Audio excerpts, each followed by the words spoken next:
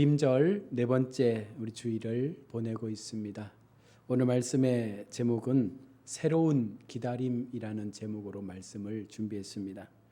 우리는 늘 무언가에 대한 기다림을 통해서 하루하루의 삶을 살아갑니다. 우리가 보는 동화 가운데 나는 기다립니다라는 동화책이 있습니다. 여기에 내용을 잠깐 보면 나는 기다립니다. 아이들의 안부 전화를, 이 사람이 더 이상 아프지 않기를, 다시 봄이 오기를 나는 기다립니다 라는 이제 그런 형태로 내 삶 속에 내가 기다리며 소망하는 것들을 붙잡고 살아가며 그 순간순간의 삶을 견디고 이겨내고 있다는 것입니다. 모든 사람들은요, 새로운 것에 대한 기대를 가지고 살기 때문에 그 하루하루의 삶이 행복할 수가 있는 것이죠. 지금보다 더 나아질 세상을 기대하고 또 무언가 새로운 삶의 변화를 꿈꾸면서 그것이 나의 삶에 이루어질 것이라는 그 믿음 때문에 우리는 이 하루의 삶을 또한 살아갑니다. 미래의 삶에 대한 희망은 지금 삶의 가치를 분명히 바꾸어 주는 것이죠. 내가 좀 더 행복한 삶을 살 수 있다라는 그 희망 때문에 우리는 오늘도 하나님 앞에 무언가를 꿈꾸며 나아가는 것입니다. 오늘 본문은 어둠 밤 등불과 같은 메시아의 대망을 예언하고 있는 말씀입니다. 메시아란 문자 그대로 하나님께서 특별한 일에 쓰시기 위하여 보내신, 바로 기름 부어 세우신 제사장 혹은 왕을 가리키는 말입니다. 그런데 오늘 본문에 등장하는 메시아는 단순한 왕이 아닙니다. 우주의 왕으로서 세상의 모든 만물을 정의의 길로 인도하시고 또 다스리시며 사자와 양이 함께 뒹굴며 모두가 행복할 수 있는 아름다운 낙원을 회복해 주실 그와 같은 왕으로 이 땅에 오신다라고 말씀을 하고 있습니다. 바로 그분은 예수 그리스도입니다. 오늘 성경이 말씀하시는 메시아, 이분은 어떻게 우리 가운데 오실까요? 먼저 1절에 보시면 이새의 줄기에서 한 싹이 나고 그 뿌리에서 한 가지가 나서 결실할 것이요 라고 말씀을 시작합니다. 여기서 우리가 좀 의미 있게 살펴볼 것은 다윗의 줄기라고 하지 않고 왜 이새의 줄기라고 했을까? 보통 우리가 구약이나 신약의 성경을 보면 많은 사람들이 다윗의 조상 예수여라고 많이 외치면서 그 다윗의 삶을 굉장히 강조하고 있는데 오늘 본문은 다윗이 아니라 그 아비 이새를 강조하며 이새의 줄기라고 말씀을 하고 있습니다. 이것은 다윗이 영광스러운 왕이 되기 이전에 그의 상태를 말씀하는 것이죠. 즉 비천한 자의 아들이었던 때를 강조하며 메시아도 비천한 상태에서 이 땅에 오실 것임을 말씀하고 있는 것입니다. 많은 아들들이 있었지만 다윗은 끝 막내로서 아버지에게 관심이 없었던, 그냥 들에서 목동으로서 아버지의 양을 지켰던 그런, 아무도 관심 주지 않았던 그런 삶을 살았던 다윗이었습니다. 예수님은 지금 그와 같은 다윗의 아무도 바라보지 않았던 그와 같은 모습처럼 세상 가운데 오시게 될 것임을 말씀하고 있는 것이죠. 여러분, 우리의 모습을 한번 보십시오. 우리가 하나님을 믿기 전 우리의 모습은 어땠을까? 세상 사람들이 얼마나 우리를 알아줍니까? 늘 비천한 상태에 있었습니다. 왜냐하면 우리는 죄인의 모습을 갖고 있었기 때문이죠. 늘 불안해하며 사는 것이 우리의 삶의 다반사였습니다. 그러나 예수님을 모시고 난 이후에 그 모든 불안들이 사라집니다. 어느 순간 내게도 희망이라는 것이 생기게 됩니다. 예수님을 통하여 내가 가게 될 하나님 나라에 대한 소망을 통하여 내 마음 가운데 또 한 번 이 절망을 소망으로 바꿀 수 있는 하나님의 은혜를 우리 마음 가운데 담게 되는 것입니다. 또 여기에 등장하는 줄기는 어원상으로 완전히 말라버린 밑등결로도 번역할 수 있는데요. 이것은 다윗의 집안이 완전히 말라버려서 더 이상 희망이 없어진 그런 상태, 그와 같은 모습을 말하고 있습니다. 메시아가 태어날 때의 모습, 바로 메시아가 이 땅에 오실 때의 모습이 그러했습니다. 우리 주님은요, 머물 곳이 없어서 마국간에 그 말들이 여물을 먹는 그 구주에서 나신 것입니다. 늘 우리 마음 가운데 하나님 하면 굉장히 능력이 많고 위대하고 모든 것을 행하실 수 있는 위대한 하나님으로 생각하시지만 오늘 이 땅에 오실 메시아는요, 가장 비천한 모습으로 가장 낮은 자의 자리에서 이 땅에 오셔서 우리와 동일한 그와 같은 심정으로 이 땅에서의 삶을 살아가신 것입니다. 실제 예수님은 이 예언으로부터 700년 후 희망이 완전히 끊겨버린 그와 같은 시대 속에 오셨다는 것이죠. 정치적으로 혼란스럽고 기독교의 박해들이 심할 그때에 예수님께서 이 땅에 오셨습니다. 그리고 한 싹과 한 가지는 앞장 10장 34절에 빽빽한 숲과 대조를 이루고 있는 것처럼 지금은 한 싹으로 여린 순같이 약하지만 나중에는 큰 숲을 이룰 수 있는, 아니 큰 숲을 이루어 가시는 그와 같은 모습을 보여주는 것입니다. 여기 이 싹은 유약해 보이지만 튼튼하며 생명력이 없어 보이지만 생명력이 충만한 그와 같은 하나님께서 보내어 주신 메시아로 말씀을 하고 있습니다. 10장 34절의 말씀은요, 새로 그 빽빽한 숲을 베시리니 레바논이 권능 있는 자에게 배임을 당하니라.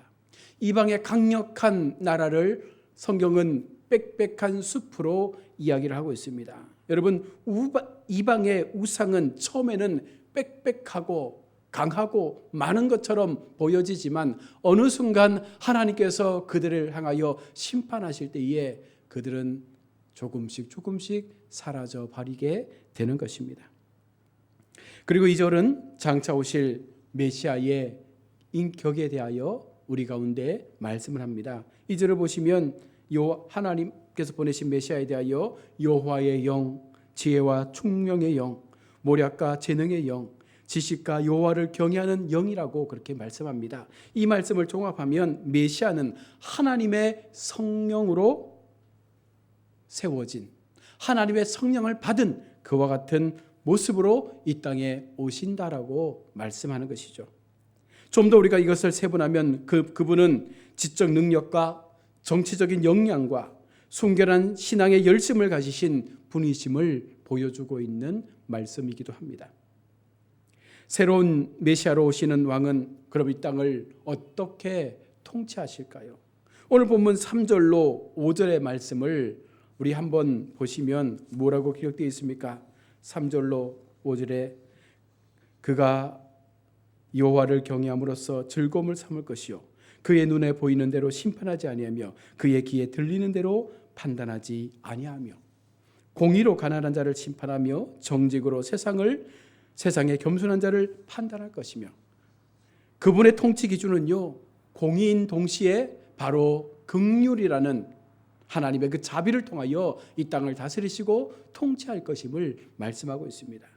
그리고 그분이 통치하시되 성실하게 마음을 다하여 이 땅을 그 백성들을 하나님은 다스릴 것임을 말하고 있습니다.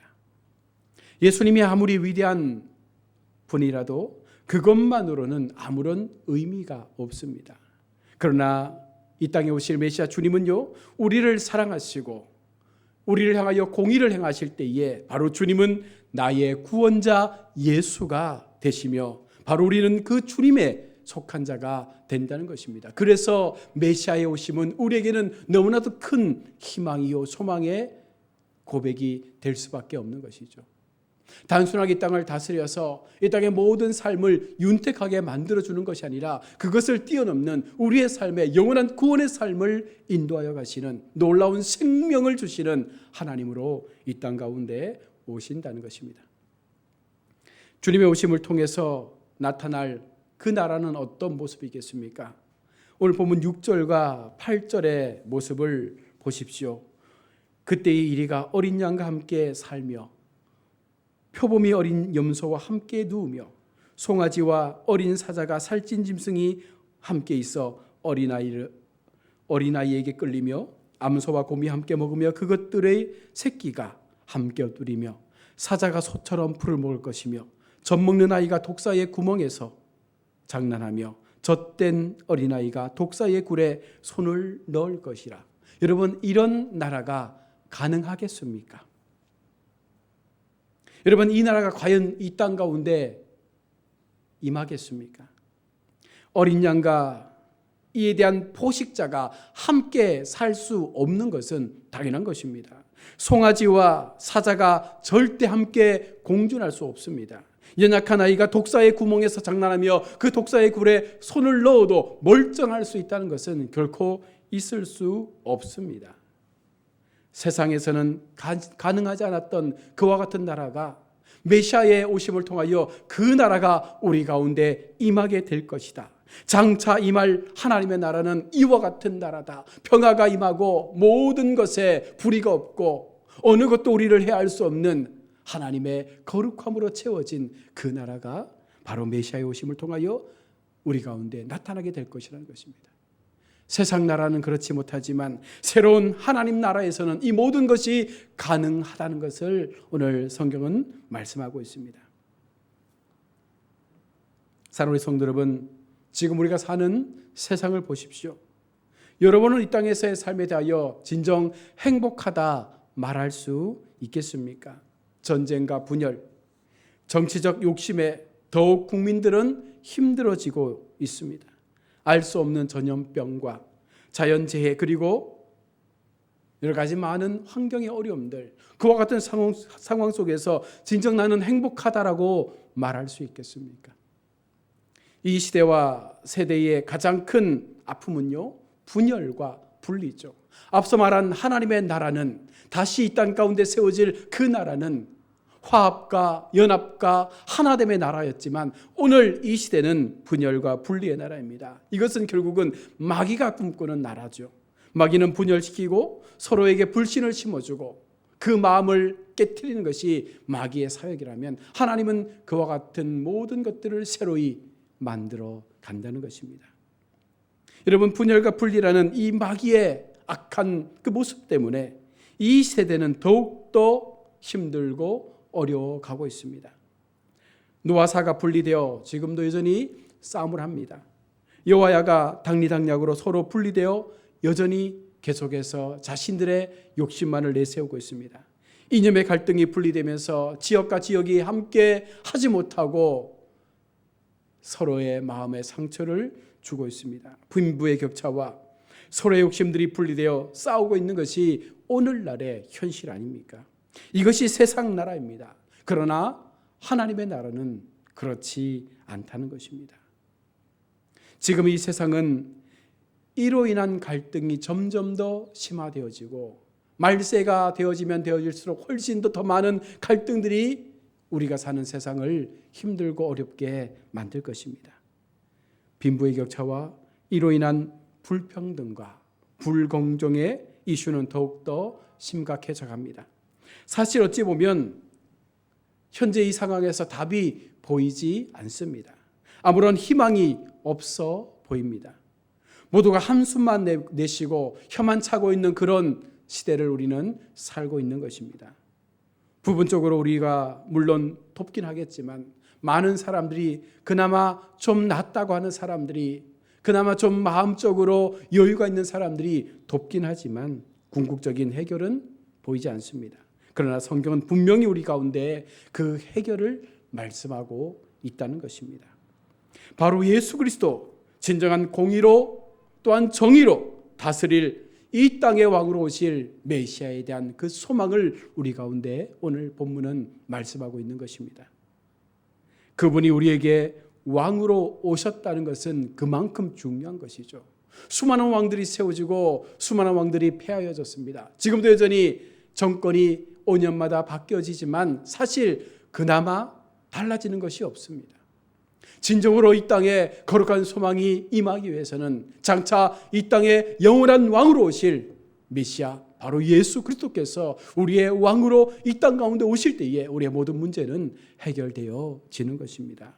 예수님만이 이 모든 문제를 해결하실 수가 있다는 것입니다.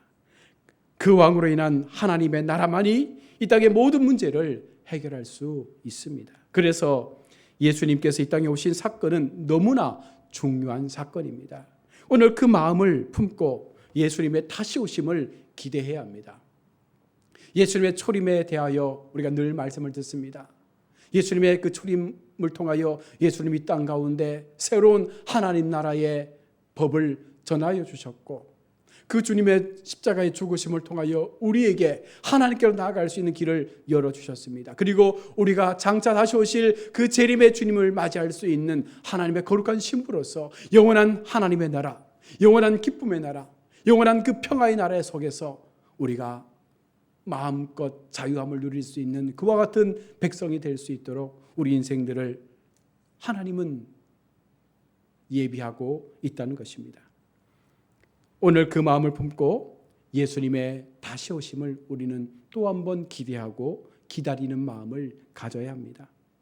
완벽한 평화에 대한 환상은 이기주의로 가득 찬 세상에서는 내적인 분열과 불안에 사로잡혀 세상을 살아갈 수밖에 없습니다. 그러나 오늘 말씀은 그런 세상이 그야말로 감동적인 소망을 주고 있습니다. 그와 같은 세상에 살고 있는 우리에게 하나님은 감동적인 메시지를 전하고 있는 것입니다. 이 평화의 장면은요, 세상 마지막 날 이 말씀이 그대로 실현되어질 것이라고 성경은 분명히 기록합니다. 요한계시록 21장 1절로 7절과 22장 1절로 5절에서 세상의 기다림 속에 다시 오실 메시아, 바로 우리의 소망으로 오실 그 왕은 반드시 마지막 심판 때에 오셔서 이 땅을 심판하시고 새 하늘과 새 땅을 이루시고 창세기에 처음 창조하셨던 그 에덴 동산의 새로운 회복을 이루어 갈 것임을 말씀하고 있는 것입니다. 영원히 사는 존재로, 더 이상 죄와 고통과 사망이 없는 존재로, 미움과 절망이 없는 그 평화의 나라로 우리를 이끌어 주실 것이라 약속하고 있습니다. 하나님의 백성된 우리는 지금 그 약속의 말씀을 붙잡고 다시 오실 그 주님의 다시 오심을 기대하며 오늘 하루도 하나님 앞에 나아가는 줄로 믿습니다. 주님을 통해 이루어질 이 예언의 말씀을 여러분 갈망하시길 바랍니다. 9절에 기록된 것처럼 내 거룩한 산 모든 곳에 해됨도 없고 상함도 없을 것이니 이는 물이 바다를 덮음같이 여호와를 아는 지식이 세상에 충만할 것입니다. 모든 것이 하나님의 말씀으로 뒤덮여진 그 세상, 하나님의 말씀이 이 세상을 뒤덮고 이 세상을 다스릴 때에 바로 그와 같은 세상 속에 놀라운 하나님의 나라가, 놀라운 하나님의 영광이 우리 가운데 나타나게 될 것임을 말씀하고 있습니다. 여러분, 그날을 기대합시다. 우리 모두 하나님의 영광으로 우리를 덮어주실 그 소망의 날들을 기대하며 하루하루의 삶을 살아갈 수 있기를 바랍니다. 마지막까지 믿음으로 우리에게 허락하신 이 모든 삶의 경주들을 담대하게 소망 가운데 걸어갈 수 있기를 원합니다. 2022년도 이제는 25일 한 주일만을 남겨두고 있습니다. 하나님 앞에 우리의 삶이, 그리고 나아가 나의 삶이 더욱더 견고한 삶이 될 수 있도록, 믿음의 삶이 될 수 있도록 말씀 앞에 우리의 삶을 늘 들여다보시고 정말 다시 오실 주님께서 이 땅을 심판하실 때에 우리는 그 심판에서부터 피하여져서 하나님께서 만들어주신 그 영원한 하나님 나라에서 소망과 기쁨 가운데 살아갈 수 있는 우리 모든 하나님 나라의 백성들이 다 될 수 있기를 주님의 이름으로 축원합니다. 아멘. 기도하겠습니다.